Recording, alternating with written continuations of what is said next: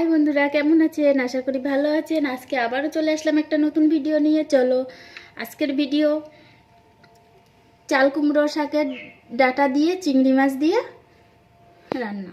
চলো শাকটা তুলেই নিয়ে আসি আমাদের বাগান থেকে। চলো তাহলে শাকটা তুলেই নিয়ে আসি। বৃষ্টি হয়েছে তার জন্য একটু কাদা আছে। এখন শাক তুলতে চলে এসেছি। শাক মুরগিগুলো শাকের পাতা খুঁটে খুঁটে খাচ্ছে। এখন দাঁড়িয়ে দাঁড়িয়ে এখান থেকে শাক তুলবো। দেখুন এই যে চাল কুমড়ো গাছ। এখন আমি এটা দিয়ে শাকগুলো কেটে নেব। দেখুন শাকগুলোর আগা কাটা হয়ে গেছে। এখন আমি বটিতে রান্নার মতো করে কেটে নেব। এরকম পিস পিস করে আমি ডাঁটাগুলোকে কেটে নেব। এ দেখুন ডাঁটাগুলো কাটা হয়ে গেছে। এখন আমি পাতাগুলোকে আলাদা করে রেখেছি, এগুলোকে একটু কুচিয়ে নেব। দেখুন পাতাগুলোকে কুচি কুচি করে কেটে নিয়েছি। এখন আমি আলুগুলোকে এভাবে কেটে নেব, এভাবে পিস পিস করে কেটে নেব। দেখুন আলুগুলো কাটা হয়ে গেছে। এখন আমি উনুনটাকে একটু ধরিয়ে নেব। উনুনটা ধরানো হয়ে গেছে। এখন আমি কড়াইটা উনুনের উপরে বসিয়ে দেব।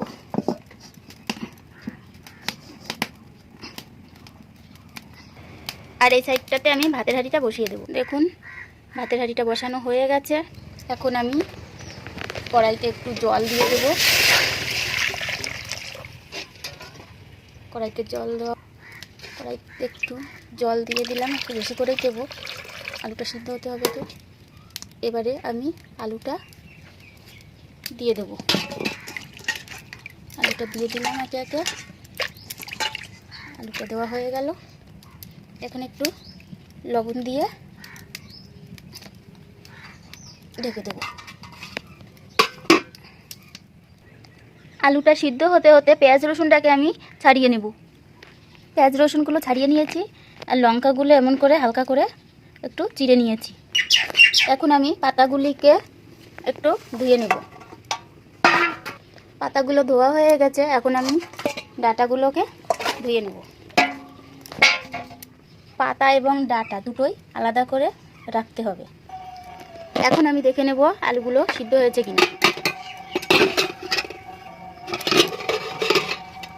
আলুগুলো সিদ্ধ হয়ে গেছে। এখন আমি পাতাগুলোকে আলুর ভিতরে ঢেলে দেব, দিয়ে আবারও একটু নেড়ে চেড়ে ঢেকে দেব।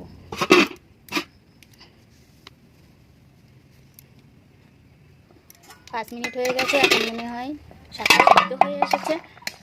এখন আমি এর একটু হলুদ দিয়ে, অল্প পরিমাণে হলুদটা দেব, দিয়ে একটু নাড়িয়ে চাড়িয়ে পাত্রে নামিয়ে নেব। পাত্রে নামানো হয়ে গেছে। এখন আমি আবারও কড়াইটা উনুনের উপরে বসিয়ে দেব। কড়াইটা গরম হয়ে গেছে। এখন একটু তেল দিয়ে দেব। তেলটা গরম হয়ে গেছে। এখন আমি পাঁচফোড়নটা দিয়ে দেব। এবার পেঁয়াজটাকে দিয়ে দেব। রসুনটাকে একটু থেতো করে নেব। রসুনটা থেতো হয়ে গেছে। এখন আমি রসুনটাকে দিয়ে দেব। এবার চিংড়ি মাছগুলোকে দিয়ে দেব। এখন আমি চিড়ে রাখা লঙ্কাটাকেও দিয়ে দেব। দেখুন চিংড়ি মাছটা একটু লাল লাল হয়ে এসেছে, ভাজা হয়ে এসেছে। এখন আমি ডাঁটাগুলোকে চিংড়ি মাছের ভিতরে দিয়ে দেব। কিছুক্ষণের জন্য নেড়ে চেড়ে একটু কষা কষা করে নেব। এখন আমি এর ভিতরে সামান্য পরিমাণে একটু লবণ দিয়ে দেবো, কারণ আলু সিদ্ধর সময় তখন লবণ দেওয়া আছে। এখন একটু সামান্য পরিমাণে দিলাম। একটু সামান্য পরিমাণে হলুদও দিয়ে দেবো, দিয়ে একটু নেড়ে চেড়ে এবারে একটু 2 মিনিটের জন্য ঢেকে দেবো। এখন আমি জিরেটুকু বেটে নেব। ডাঁটাটা একটু ভাজা ভাজা হয়ে এসেছে। এখন আমি সিদ্ধ করে রাখা আলু আর শাকটা ঢেলে দেবো।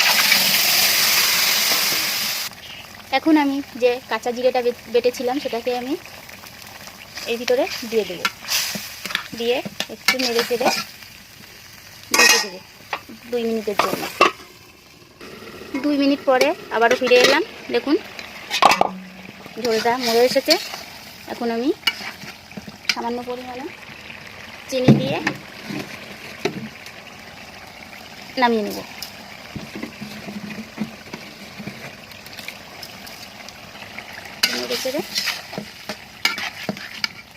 তো দেখুন বন্ধুরা, স্বাদটা কেমন সবুজ সবুজ রয়েছে।